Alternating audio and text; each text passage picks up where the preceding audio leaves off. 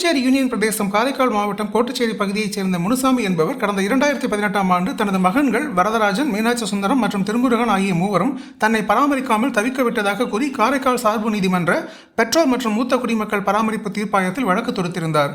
வழக்கை விசாரித்த அன்றைய சார்பு நீதிபதி ஆதர்ஷ் 3 மகன்களும் முதியவர் முனுசாமிக்கு மாதந்தோறும் 2000 ரூபாய் உதவித்தொகை வழங்க வேண்டும் என உத்தரவு பிறப்பித்தார். அந்த உத்தரவை எதிர்த்து 3 மகன்களும் காரைக்கால் மாவட்ட ஆட்சியர் அலுவலகத்தில் மேல்முறையீட்டு மனுக்கள் தாக்கல் செய்தனர். மாவட்ட ஆட்சியர்களாக இருந்த விக்ராந்த் ராஜா, அர்ஜுன் சர்மா மற்றும் முகமது மன்சூர் ஆகியோர் 3 மகன்களின் மேல்முறையீட்டு மனுக்களை தள்ளுபடி செய்தனர். இந்த நிலையில் முதியவர் முனுசாமி கடந்த 2018 முதல் தற்போது வரை சார்பு கோட்ட நீதிமன்றம் அளித்த தீர்ப்பின்படி மாத உதவித்தொகை தனக்கு வழங்கவில்லை எனவும் இதுகுறித்து உரிய நடவடிக்கை மேற்கொள்ள வேண்டும் என்றும் சார்பு நீதிமன்றத்தில் மனு ஒன்றை தாக்கல் செய்திருந்தார்.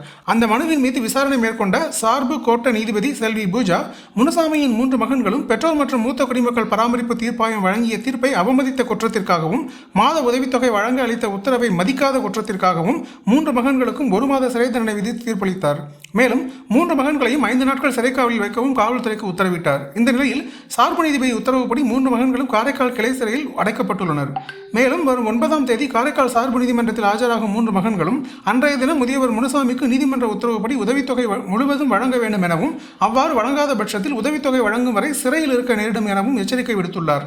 தந்தையை பராமரிக்காமல் தவிக்கவிட்ட 3 மகன்களுக்கு சிறை தண்டனை விதித்து காரைக்கால் சார்பு நீதிமன்றம் அளித்த தீர்ப்பு பெரும் பரபரப்பை ஏற்படுத்தி உள்ளது.